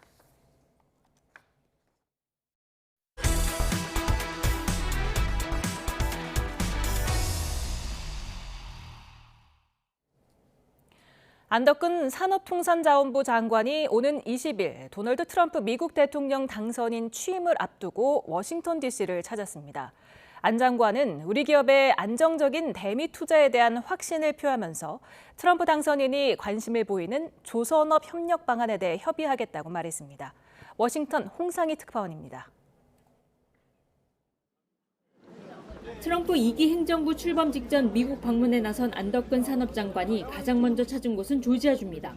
현대차그룹과 SK온, 하나큐셀 등 우리 기업들이 집중적으로 진출해 있는 조지아주에서 안 장관은 탄핵 사태로 인한 불확실성 우려 해소에 집중했습니다. 특히 우리 투자가 집중되고 앞으로 우리 경제 운영에 있어서 매우 중요한 이 미국과의 동맹관계가 안정적이고 일관성 있는 정책으로 갈 수 있다는 점을 이번에 확신을 시키고 공화당 소속 브라이언 캠프 조지아 주지사를 만나 트럼프 2기 출범 이후 인플레이션 감축법, IRA 폐기나 축소에 대응할 수 있는 협력 방안에 공을 들인 것으로 보입니다. 조지아주에 이어 워싱턴을 찾은 안 장관은 오는 10일까지 머물며 우리 기업의 투자가 집중된 지역 출신의 연방 상하원 의원들을 집중 공략합니다. 특히 공화당 소속 의원들과 싱크탱크 관계자들과 만나 조선산업 협력 방안을 협의할 것이라고 밝혔습니다. 토드 영 상원의원 같이 최근에 그 조선업 강화 법안을 발의하셨던 분들 비롯해서 관련돼 있는 그 싱크탱크에 있는 전문가들 좀 만나고 있는데 이번에 주목받고 있는 우리 그 조선업 분야 관련해 가지고 한미 조선업 분야의 협력 방안에 대해서도 이번에 협의할 계획이 있습니다. 트럼프 당선인은 대선 승리 직후 미국 조선업에 한국의 도움이 필요하다고 말했고 지난 6일에는 미국 해군과 조선업 재건을 위해 동맹국을 이용할 수 있다고 언급하기도 했습니다. 지난달 비상계엄 사태 이후 미국을 방문한 최고위급 정부 인사인 안 장관은 안정적인 한미동맹과 대미 투자 등 일관된 경제정책 추진을 강조할 계획입니다. 트럼프 당선인의 귀환으로 통상 환경에서의 불확실성이 점점 더 커지고 있는 가운데 거래를 중시하는 트럼프 2기 행정부에 양국 경제에 이익이 되는 산업 분야에서 좀 더 과감한 제안을 해야 한다는 지적도 나오고 있습니다. 워싱턴에서 YTN 홍상입니다. 국제교육의 최종 성적표인 경상수지가 7달째 흑자 행진을 이어갔습니다. 수출 둔화에도 수입액이 더 큰 폭으로 줄어서 흑자를 기록하면서 연간 경상수지 전망치 900억 달러를 넘길 것으로 보입니다. 보도에 이형원 기자입니다. 경상수지는 지난해 5월부터 7달째 흑자입니다. 11월에 93억 달러 흑자를 기록한 건데 규모는 직전 달보다 줄었습니다. 특히 경상수지에서 가장 큰 비중을 차지하는 상품수지 흑자 내용도 아쉬움을 더했습니다. 구체적으로 상품수지는 97억 5천만 달러 흑자로 10월보다 16억 달러 넘게 늘긴 했습니다. 하지만 이런 증가폭은 수출액보다 수입액 감소가 더 컸던 데 따른 결과입니다. 반도체 증가세가 이어졌지만 석유 제품과 승용차 등 BIT 품목이 줄면서 전체 수출 규모를 끌어내린 영향이 컸습니다. BIT 품목의 부진으로 2023년 10월 증가 전환 이후 가장 낮은 증가율을 보였음에도 불구하고 상품 수입이 국제 유가 하락 등으로 원자재를 중심으로 감소하면서 전체적으로는 흑자 폭이 확대되었습니다. 만성 적자인 여행 수지 악화로 서비스 수지 적자 폭은 더 커졌습니다. 여기에 배당 소득을 포함한 본원 소득 수지도 줄면서 경상수지 흑자 규모를 끌어내렸습니다. 한국은행은 12월에도 상품 수지를 중심으로 상당폭 흑자를 예상하며 연간 전망치 900억 달러를 넘길 것으로 자신했습니다. 다만 최근 달러 강세로 환율이 오르고 있는 건 앞으로 수출에 악영향을 줄 수 있다고 우려했습니다. 곧 출범하는 미국 트럼프 행정부의 보호 무역 기조도 올해 변수로 꼽았습니다. 그러면서 실제 정책의 시기와 강도, 주변국 반응을 살펴본 뒤 대응할 필요가 있다고 강조했습니다. YTN 이영훈입니다. 미래형 교통수단으로 주목받고 있는 전기 수직 이착륙기, 즉 하늘을 나는 택시를 볼 날이 가까워지고 있습니다. 미국 등 각국에서 시험 비행뿐 아니라 관련 규정을 새로 만드는 등 제도 정비에도 속도를 내고 있습니다. 이경아 기자입니다. 미국 캘리포니아에서 시험 비행 중인 전기 수직 이착륙기 조비입니다. 시속 322km로 최장 161km까지 날아갈 수 있습니다. 한 번에 최대 4명까지 태울 수 있는데 지난해 10월부터 본격적인 성능 테스트에 들어갔습니다. For example, a trip that could take an hour or 2 hours on the ground, stuck in traffic, and you can fly that in 5 or 10 minutes. We think that's a game changer for the quality of people's lives. 미국 연방항공국은 최근 전기 수직 이착륙기 산업에 대한 운영 규칙을 마련했습니다. 80년 만에 처음으로 파워리프트라는 이름으로 새로운 분야가 생긴 겁니다. 이런 움직임 속에 미국 실리콘밸리의 또 다른 기업도 자체 개발을 마친 전기 수직 이착륙기를 시험하고 있습니다. 기업 대표는 영화에서나 보던 풍경을 가까운 미래에 보게 될 것이라고 전망했습니다. So 10, maybe 15 years down the road, I believe you will see highways in the sky. There will be hundreds, thousands of these aircraft flying in individual cities, and it will truly change the way our cities are even built. 미국뿐 아니라 중국도 새 이동 수단을 상용화하기 위한 경쟁에 뛰어들었습니다. 전기를 써 환경에도 이롭고 미래 부가가치가 큰 만큼 국가 경쟁력과도 직결되는 기술로 보고 있습니다. 두바이는 이미 에어택시 정거장을 짓고 있어 올 연말쯤 세계에서 가장 먼저 실제 운항을 시작할 것이란 전망이 나옵니다. 기술은 상용화에 한층 다가섰지만 사람을 태우기 위해서는 안전기준 등 세부적인 제도 마련이 더 필요할 것으로 보입니다. YTN 이경아입니다. 삼성전자가 지난해 4분기에 증권가 전망치를 크게 밑도는 실적을 내놨습니다. 수요 둔화와 동종업 경쟁 심화 등이 원인으로 꼽히는 가운데 이런 실적 부진에도 주가는 오히려 급등했는데요. 엔비디아의 젠슨 황은 미국 CES에서 열린 간담회에서 삼성 HBM 테스트가 진행 중이라며 성공할 거라 확신한다고 말했습니다. 황혜경 기자가 보도합니다. 삼성전자 실적이 또 뚝 떨어졌습니다. 지난해 4분기 잠정 실적은 매출액 75조에 영업이익 6조 5천억 원. 지난 3분기 때 영업이익 9조 1천억 원을 달성하고도 어닝 쇼크라며 반도체 부문 전영현 부회장이 사과문까지 발표했는데 4분기 실적은 그보다도 더 떨어졌습니다. 모바일 업황 둔화와 메모리 공급 과잉 등으로 시장에서도 전망치를 낮춰 7조 원대를 내다봤지만 여기에도 못 미쳤습니다. 삼성전자는 이례적으로 설명 자료를 내고 고용량 제품 판매로 메모리는 역대 최대 매출을 달성했지만 연구개발비가 늘고 생산 능력 확대를 위한 초기 비용 등이 증가해 결과적으로 영업이익이 줄어들었다고 밝혔습니다. 또 모바일 수요가 부진했고 동종 업체 간 경쟁 심화, 마케팅 비용 증가 등도 배경으로 꼽았습니다. 하지만 저조한 실적과는 별개로 주가는 급등했습니다. 일회성 비용을 지난 4분기에 많이 털어냈기 때문에 올해 이익에는 긍정적으로 작용할 거란 기대감이라는 분석입니다.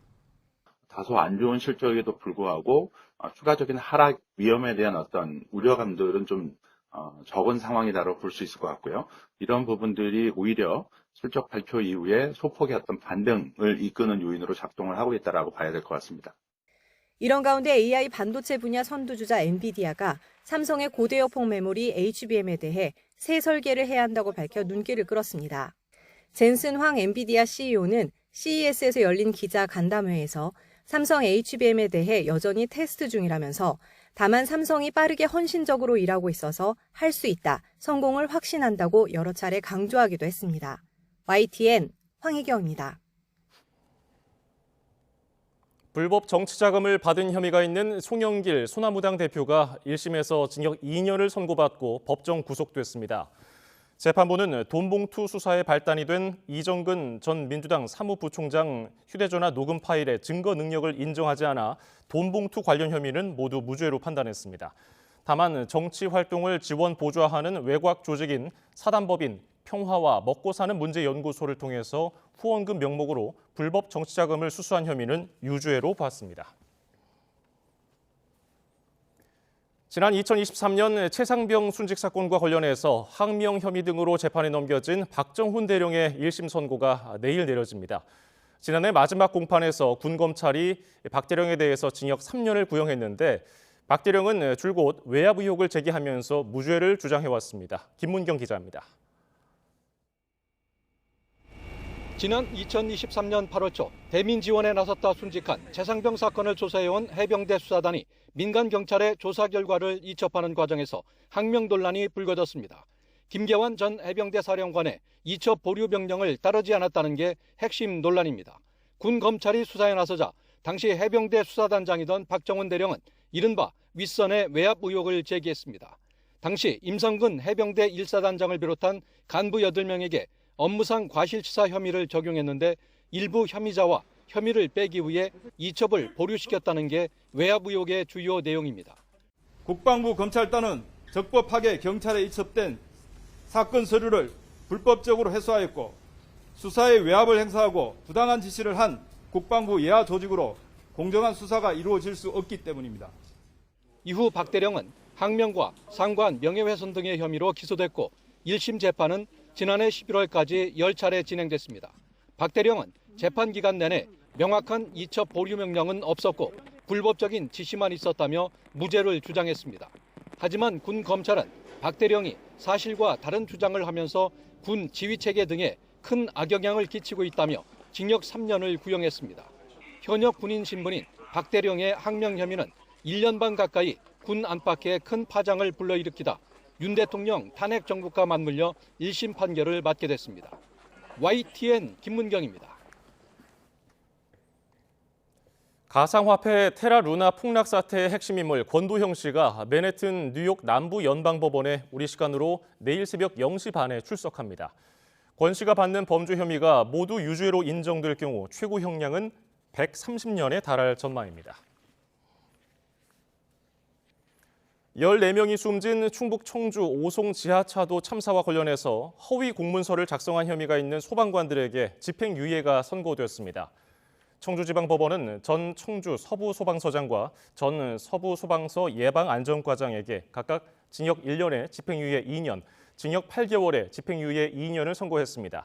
재판부는 소방조직 전체에 대한 국민 불신을 불러일으킬 수 있어서 비난 가능성이 높다면서도 인명구조 활동에 영향을 미치지 않은 점과 상당 기간 성실히 근무한 점을 고려했다고 밝혔습니다. 오늘 오전 11시 반쯤 충남 서천군 화양면의 교차로에서 고속도로 제설을 마치고 나오던 제설차가 옆으로 넘어졌습니다. 이 사고로 60대 운전자가 다쳐 병원으로 이송되고 신호등이 설치된 전신주가 쓰러져 한때 교통 혼잡이 빚어졌습니다.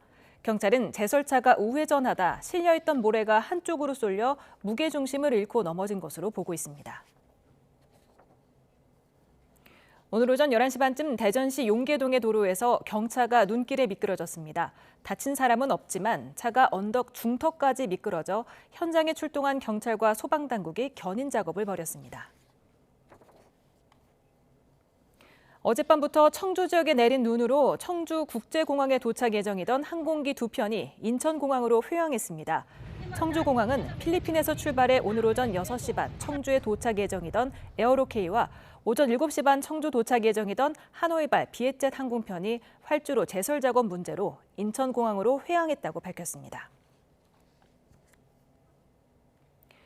전국에 한파주의보가 내리면서 서울시도 비상체계를 가동했습니다. 내일 올겨울 첫 동파 경계 단계를 발령하고 수도권 동파 대비에 나섰습니다. 김연아 기자가 보도합니다. 전국에 북극 한파가 예고된 가운데 서울시와 25개 자치구가 한파 종합지원 상황실을 가동합니다. 시는 상황 총괄반을 중심으로 생활 지원과 에너지 복구, 의료 방역과 구조 구급반을 구성해 어르신과 저소득층, 노숙인 등 한파 취약계층과 취약시설 현황을 살피고 거리 순찰도 강화합니다. 한파 이튿날 오전 9시엔 올겨울 첫 수도 간 동파 경계도 발령합니다. 영하 10도 이하로 내려가면 수도 계량기 안에 보온재를 넣어도 동파 우려가 커지기 때문입니다. 서울시는 24시간 동파 대책 상황실을 운영하고 8개 수도사업소, 서울시설공단과 함께 수도 간 동파 긴급 복구에 대비합니다. 3단계가 떨어지면은 기존의 인력 60명보다 2배 많은 120여 명이 근무를 하고 있고요. 주간 같은 경우는 당일날 4시간 이내에 처리를 해드리고 저녁 9시 넘어서 접수가 되는 거는 그 다음날 오전에 처리를 수도 계량기 동파를 예방하려면 계량기 안에 물이 계속 흐르게 하는 게 가장 좋습니다.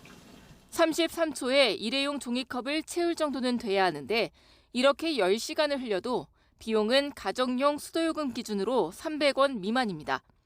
수도 계량기 동파가 의심될 때는 서울 아리수본부 카카오톡 채널이나 120 다산콜재단, 관할 수도사업소에 신고하면 됩니다. YTN 김현아입니다. 대한의사협회 신임 회장에 김태구 전국광역시도의사협회 회장이 선출됐습니다. 어제부터 오늘까지 이틀간 진행된 결선 투표에서 김태구 후보는 60.38%를 득표해 39.62%를 얻은 주수호 후보를 제치고 당선됐습니다. 김 신임 회장은 지난해 의정 갈등 초기 의협 비대위원장을 맡아 대정부 투쟁을 이끌었습니다.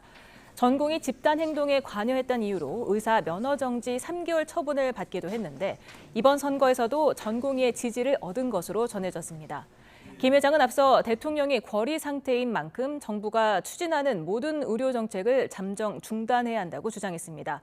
김 회장은 막말 논란 속에 탄핵당한 이면택 전 회장의 자녀 임기인 2027년 4월 30일까지 의협을 이끌게 됩니다. 연초부터 일본에는 최강 한파와 함께 폭설이 몰아치면서 최소 4명이 숨지는 등 피해가 속출하고 있습니다. 일본 기상청은 내륙 곳곳에 적설량이 빠르게 늘어날 것으로 보고 안전 유의를 당부했습니다. 도쿄 김세호 특파원입니다. 눈으로 완전히 덮인 도로 위를 차들이 조심스럽게 이동합니다. 제설차가 눈보라를 일으키며 제설 작업에 나서지만 끝날 기미가 보이지 않습니다. 일부 지역 고속도로는 차량 통행이 금지됐습니다. 일본 기상청은 긴급 기자회견을 열고 서해안을 통해 최강 한파가 유입되고 있다며 눈구름대도 발달하고 있다고 밝혔습니다. 発達した積乱雲が発生して、それが陸地に流れ込むことによって降雪が強まって短時間に積雪が急速に増加するということが起こる場合がございます。 대설이 계속되고 있는 아오모리현에서는 제설 작업 중 숨지는 등 인명피해도 잇따랐습니다. 주말까지 72시간 동안 서해안의 상당 지역은 적설량이 1m를 넘어갈 것으로 보이는데 기상청은 수도권 지역도 대설 경보가 내려질 수 있다고 설명했습니다. 열차와 지하철 운행 중단과 함께 도로에서 차량이 고립되는 상황도 배제할 수 없습니다. 일본 정부는 관계 부처와 긴급 회의를 열고 24시간 비상대응 태세에 돌입했습니다. 官邸危機管理センターに設置している情報連絡室において24時間体制で情報を収集するなど対応に万全を期すこととしております. 일본 정부는 대설 영향권에 놓인 지역민들에게 불필요한 외출은 자제할 것을 당부했습니다. 폭설은 오는 토요일이 고비가 될 것으로 보입니다. 도쿄에서 YTN 김세호입니다. 새해 초부터 유례없는 폭설과 한파에 시달린 미국에 이번에는 대형 산불이 발생했습니다. 서부 LA 해안 부촌에서 시작된 산불로 주민 3만 명 이상이 대피했는데 악마의 바람이라고 불리는 국지성 돌풍에 산불이 계속 번지고 있습니다. 윤현숙 기자입니다. 맹렬하게 타오르는 불길이 주택을 집어삼킵니다. 소방관들이 연신 물을 뿌리지만 불길을 잡기엔 역부족입니다. 미국 LA 해안가 퍼시픽 팰리세이즈 지역에서 불이 시작된 건 현지 시간 7일 오전 10시 반쯤 해안가를 따라 큰 저택이 즐비해 할리우드 배우들과 부자들이 이웃한 부촌이지만 갑자기 시작된 산불 앞엔 속수무책입니다. Standing in my driveway getting ready to evacuate. We've got a lot of planes going over, dropping water, but 건조한 날씨 속에 강풍을 타고 불길이 급속도로 번지면서 주민 3만여 명에게 대피령이 내려졌습니다. 대피 차량으로 도로가 꽉 막히면서 일부 주민들은 차를 버리고 급히 몸만 빠져나오기도 했습니다. We saw some literally flaming debris landed in the road. Let's get out of here. Whatever I lose, and there's nothing I can do about it. 밤사이 불길은 더욱 거세져 LA 대표 미술관인 게티 빌라도 위협을 받았습니다. 최대 시속 160km에 달하는 계절성 돌풍이 계속돼 산불 진압에는 최악의 조건입니다. 센타 에나로 불리는 이 강풍은 방향마저 예측하기가 어려워 현지에서는 악마의 바람으로도 불립니다. But we're anticipating other fires happening concurrently. And that's exactly the previous experience we've had with these kinds of wind events. And that's why we continue to provide and supplement those resources. 이런 가운데 새해 들어 미국을 괴롭힌 북극 한파의 맹렬한 기세도 이어지고 있습니다. 중부에 10년 만에 가장 많은 눈이 내린 가운데 남부 텍사스 댈러스에도 이례적인 겨울 폭풍이 덮쳐 석유와 가스 생산에 차질을 빚을 것으로 우려됩니다. YTN 윤현숙입니다. 찬 공기가 유입되면서 기온이 뚝뚝 떨어지고 있습니다. 경기와 강원, 충북과 경북 북동 산간의 한파 경보가, 그 밖에 수도권과 충청, 전북과 경북의 한파 주의보가 내려진 가운데 내일은 말 그대로 이번 겨울 최강 한파가 찾아올 것으로 보이는데요. 서울 아침 기온이 영하 12도, 철원 영하 18도, 대구 영하 7도까지 떨어지겠고 중부지방은 체감 온도가 영하 20도 안팎, 남부지방도 영하 10도 안팎으로 곤두박질하며 무척 춥겠습니다. 한낮에도 서울 기온이 영하 7도, 대전 영하 4도, 광주 영하 2도, 대구 영하 3도까지 떨어지는 등 종일 날이 무척 춥겠습니다. 따뜻한 겉옷과 함께 보온 용품도 챙겨주시기 바랍니다. 한파 속의 서해안을 중심으로 눈이 계속됩니다. 경기 남부는 내일 아침까지, 충청과 영남 내륙은 오후까지, 호남과 제주도를 중심으로는 모레까지 이어지는 곳이 있겠는데요. 충남과 호남, 영남 서부와 제주 산간에 대설주의보가 발효 중인 가운데 제주 산간에는 40cm 이상, 호남과 울릉도 독도에 30cm 이상, 충남에도 20cm 안팎의 폭설이 더 쏟아지겠습니다. 이미 많은 눈이 내리고 앞으로 내릴 양도 많습니다. 게다가 취약 시간대인 밤 사이에 시간당 3에서 5cm의 매우 강한 눈이 집중되면서 구조물 붕괴와 고립 등의 피해가 발생할 가능성이 매우 높습니다. 대비 철저히 해주시기 바랍니다. 강력한 한파는 휴일부터 점차 누그러지겠고 제주도는 휴일까지 오락가락 비나 눈이 이어지겠습니다. 호남 서해안에도 휴일에 또다시 눈비가 내리는 곳이 있겠습니다. 날씨 정보였습니다. 오늘 뉴스플러스는 여기까지입니다. 시청해주신 여러분 고맙습니다.